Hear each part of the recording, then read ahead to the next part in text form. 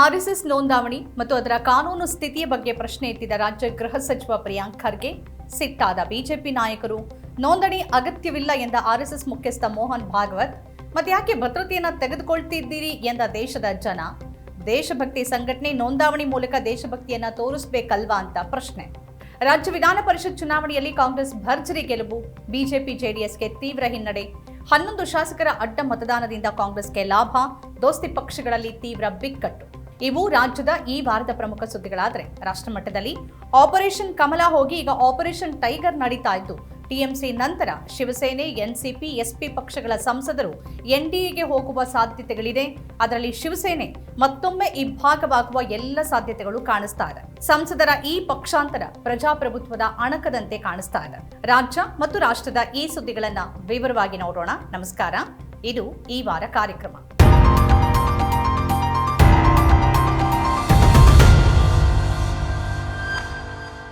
ನೂರು ವರ್ಷಗಳ ಇತಿಹಾಸ ಇರುವ ತನ್ನನ್ನ ತಾನು ದೇಶಪ್ರೇಮಿ ಸಂಘಟನೆ, ತಾನು ಮಾತ್ರನೇ ದೇಶಪ್ರೇಮಿ, ತಾನೇ ದೇಶ ಅಂತ ಕರೆದುಕೊಳ್ಳುವ ಆರ್ಎಸ್ಎಸ್ ಇನ್ನೂ ಈ ದೇಶದ ಕಾನೂನಿನ ಅಡಿಯಲ್ಲಿ ನೋಂದಾವಣಿ ಆಗಿಲ್ಲ ಅಂತಂದ್ರೆ ನೀವು ನಂಬಲೇಬೇಕು.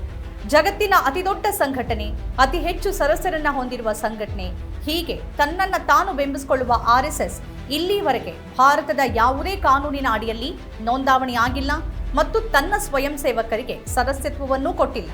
ಇದನ್ನೇ ಈಗ ಚರ್ಚೆಯ ಮುನ್ನೆಲೆಗೆ ತಂದಿದ್ದು ಕರ್ನಾಟಕದ ಗೃಹ ಮಂತ್ರಿ ಪ್ರಿಯಾಂಕ್ ಖರ್ಗೆ.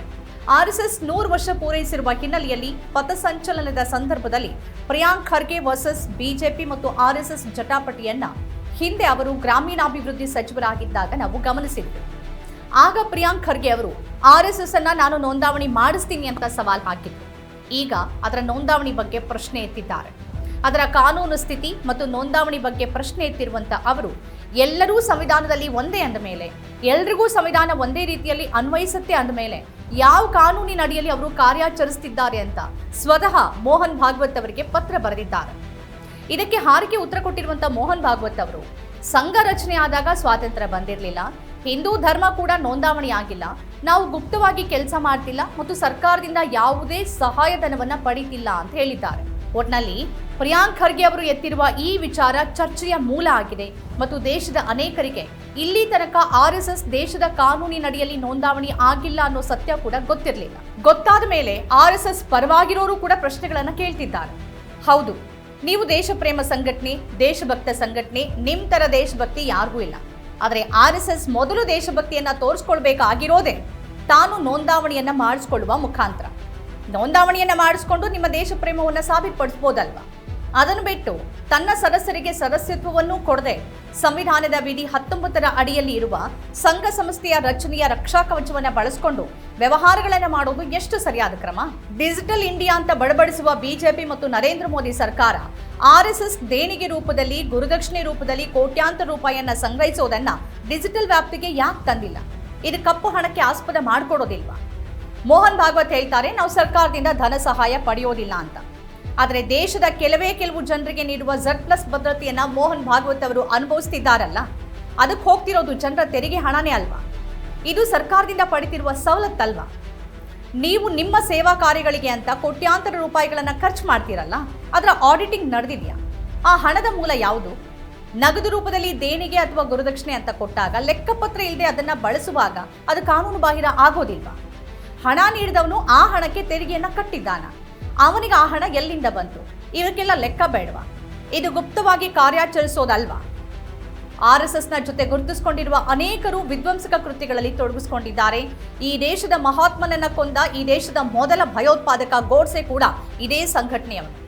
ಆದರೆ ಈ ಎಲ್ಲ ಉತ್ತರದಾಯಿತ್ವದಿಂದ ತಪ್ಪಿಸಿಕೊಳ್ಳೋದಕ್ಕೇನೆ ಅದು ತನ್ನ ಸದಸ್ಯರನ್ನ ಸ್ವಯಂ ಸೇವಕರು ಅಂತ ಕರೆದು ಅವರಿಗೆ ಸದಸ್ಯತ್ವವನ್ನೇ ನೀಡೋದಿಲ್ಲ. ಒಂದು ವೇಳೆ ಸದಸ್ಯತ್ವವನ್ನು ನೀಡಿದ್ರೆ ಅದರ ಜವಾಬ್ದಾರಿಯನ್ನು ಹೊರಬೇಕಾಗತ್ತಲ್ಲ. ತಾವು ಕಾನೂನಿಗಿಂತ ಸಂವಿಧಾನಕ್ಕಿಂತ ಅತಿ ಹೆಚ್ಚು ನೈತಿಕ ಹೊಣೆಗಾರಿಕೆ ಇಲ್ಲ, ಬೇರೆಯವರನ್ನ ದೇಶದ್ರೋಹಿಗಳು ಅಂತ ಕರಿಬಹುದು, ತಮಗೆ ಮಾತ್ರ ಯಾವ ಕಾನೂನು ಅಪ್ಲೈ ಆಗೋದಿಲ್ಲ, ನಮಗೆ ನೋಂದಾವಣಿನೂ ಬೇಕಾಗಿಲ್ಲ, ನಮ್ಮನ್ನ ಯಾರೂ ಪ್ರಶ್ನೆ ಮಾಡಬಾರದು ಎನ್ನುವ ಆರ್ಎಸ್ಎಸ್ನ ಈ ನಿಲುವು ಈಗ ತೀವ್ರ ಟೀಕೆಗೆ ಗುರಿಯಾಗಿದೆ. ಮತ್ತು ಈ ಎಲ್ಲ ಚರ್ಚೆಗೆ ಕಾರಣ ಆಗಿದ್ದು ಕರ್ನಾಟಕದ ಗೃಹ ಮಂತ್ರಿ ಪ್ರಿಯಾಂಕ್ ಖರ್ಗೆ. ಎಂದೋ ಆಗಬೇಕಾಗಿದ್ದ ಕೆಲಸವನ್ನ ಇಂದು ಪ್ರಿಯಾಂಕ್ ಖರ್ಗೆ ಆರಂಭ ಮಾಡಿದ್ದಾರೆ. ಅವರಂದಂತೆ ಆರ್ಎಸ್ಎಸ್ನ ನೋಂದಾವಣಿಯೊಂದಿಗೆ ಇದು ಮುಕ್ತಾಯಗೊಳ್ಳಬೇಕಿದೆ. ರಾಜಕೀಯವಾಗಿ ಈ ವಾರ ಕರ್ನಾಟಕದಲ್ಲಿ ದೋಸ್ತಿ ಪಕ್ಷಗಳಾದ ಜೆಡಿಎಸ್ ಮತ್ತು ಬಿಜೆಪಿಗೆ ದೊಡ್ಡ ಆಘಾತ ತಂದಿದ್ದು ಪರಿಷತ್ ಚುನಾವಣಾ ಫಲಿತಾಂಶ. ವಿಧಾನಸಭೆಯಿಂದ ವಿಧಾನ ಪರಿಷತ್ಗೆ ನಡೆದ ಚುನಾವಣೆಯಲ್ಲಿ 7 ಅಭ್ಯರ್ಥಿಗಳಲ್ಲಿ 5 ಮಂದಿ ಅಂದರೆ 5 ಸ್ಥಾನವನ್ನ ಕಾಂಗ್ರೆಸ್ ಗೆಲ್ಲುವ ಮುಖಾಂತರ ವಿಪಕ್ಷಗಳಿಗೆ ಆಘಾತ ನೀಡಿದೆ. ಬಿಜೆಪಿ ಮತ್ತು ಜೆಡಿಎಸ್ನ 11 ಮಂದಿ ಶಾಸಕರು ಅಡ್ಡ ಮತದಾನ ಮಾಡಿದ್ದು ಕಾಂಗ್ರೆಸ್ನ 5ನೇ ಅಭ್ಯರ್ಥಿಗೆ ವರವಾಗಿ ಪರಿಣಮಿಸಿದೆ. ಜೆಡಿಎಸ್ ತೀವ್ರ ಹಿನ್ನಡೆ ಅನುಭವಿಸಿದ್ದು ಬಿಜೆಪಿ ಕೂಡ ನಿರೀಕ್ಷೆ ಮಾಡಿರದ ರೀತಿಯಲ್ಲಿ ಆಘಾತವನ್ನು ಅನುಭವಿಸಿದೆ. ಜೆಡಿಎಸ್ನ 4 ಮತ್ತು ಬಿಜೆಪಿಯ 7 ಮಂದಿ ಸದಸ್ಯರು ಅಡ್ಡ ಮತದಾನ ಮಾಡಿದ್ದಾರೆ.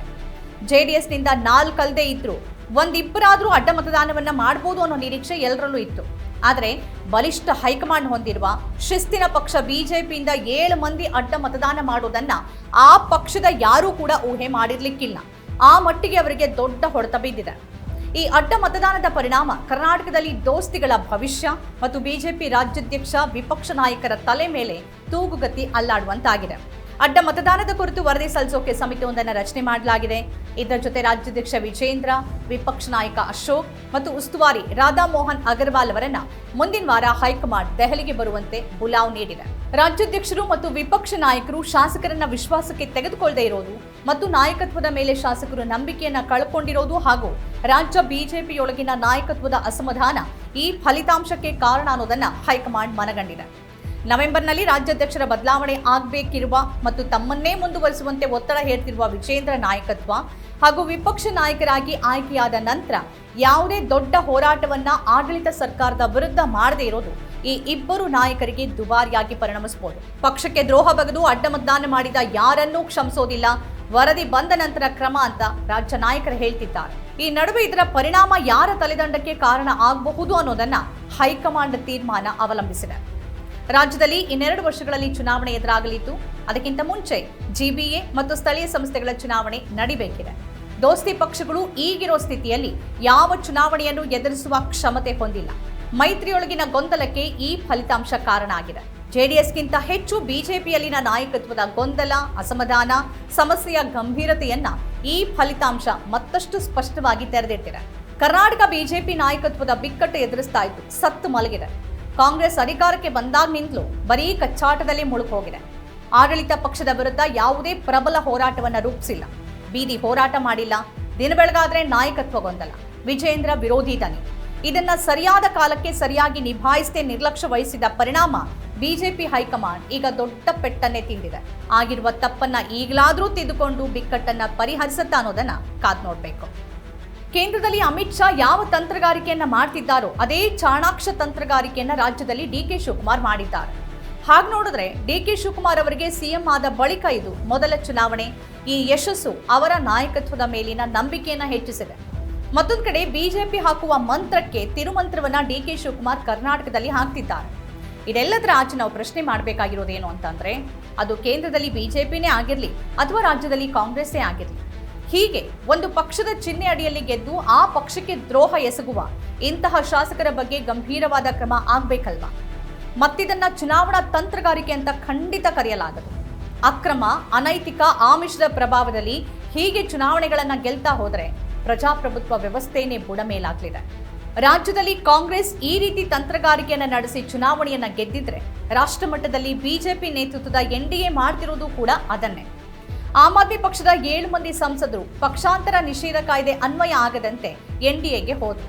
ಕಳೆದ ವಾರ ಟಿಎಂಸಿಯ 20 ಮಂದಿ ಸದಸ್ಯರು ಕೂಡ ಎನ್ಡಿಎಗೆ ಬೆಂಬಲ ಸೂಚಿಸಿದ್ರು. ಆನಂತರ ಒಮ್ಮೆ ಇಬ್ಬಾಗ ಆಗಿರುವ ಶಿವಸೇನೆಯ ಉದ್ಧವ್ ಠಾಕ್ರೆ ಬಣ ಮತ್ತೊಮ್ಮೆ ಇಬ್ಬಾಗವಾಗುವ ಹಾದಿಯಲ್ಲಿದೆ. ಅದರ 11 ಮಂದಿ ಸಂಸದರಲ್ಲಿ 6 ಮಂದಿ ಎನ್ಡಿಎಗೆ ಶಿಂದೆ ಜೊತೆ ಹೋಗುವ ಹವಣಿಕೆಯಲ್ಲಿದ್ದಾರೆ. ಇದಕ್ಕೆ ಆಪರೇಷನ್ ಟೈಗರ್ ಅಂತ ಕರೆಯಲಾಗಿದೆ. ಈ ನಡುವೆ ಎನ್ಸಿಪಿ ಕೂಡ ಇಬ್ಬಾಗವಾಗುವ ಭಯ ಇದೆ. ಮತ್ತೊಂದು ಕಡೆ ಎಸ್ಪಿಯ ಹಲವು ಸಂಸದರು ಎನ್ಡಿಎಗೆ ಬೆಂಬಲ ಕೊಡೋಕೆ ಸಿದ್ಧರಿದ್ದಾರೆ ಅಂತ ಉತ್ತರ ಪ್ರದೇಶದ ಉಪಮುಖ್ಯಮಂತ್ರಿ ಕೇಶವ್ ಪ್ರಸಾದ್ ಮೌರ್ಯ ಹೇಳಿದ್ದಾರೆ. ಹೀಗೆ ಬಹುತೇಕ ಎಲ್ಲ ಪ್ರಾದೇಶಿಕ ಪಕ್ಷಗಳು ಒಡೆದು ಹೋಳಾಗ್ತಾ ಇದ್ದು ಅದರ ಹೆಚ್ಚಿನ ಸಂಸದರು ಎನ್ಡಿಎ ಕಡೆಗೆ ಮುಖ ಮಾಡಿದ್ದಾರೆ. ಪಂಚರಾಜ್ಯ ಚುನಾವಣೆ ಹೊತ್ತಲ್ಲಿ ಡಿಲಿಮಿಟೇಷನ್ ಮಸೂದೆ ಮಂಡಿಸಿ ಅನುಮೋದನೆ ಪಡೆಯುವ ತನ್ನ ಪ್ರಯತ್ನಕ್ಕೆ ಸೋಲಾದ ಹಿನ್ನೆಲೆಯಲ್ಲಿ ಹತಾಶೆಗೊಂಡಿರುವ ಅಮಿತ್ ಶಾ ಮತ್ತು ನರೇಂದ್ರ ಮೋದಿ ಅದೇ ಹತಾಶೆಯಿಂದ ಹೀಗೆ ಪಕ್ಷಗಳನ್ನ ಒಡೆದು ತಮ್ಮ ಬಲವನ್ನ ಹೆಚ್ಚಿಸಿಕೊಳ್ಳುವ ಪ್ರಯತ್ನದಲ್ಲಿದ್ದಾರೆ.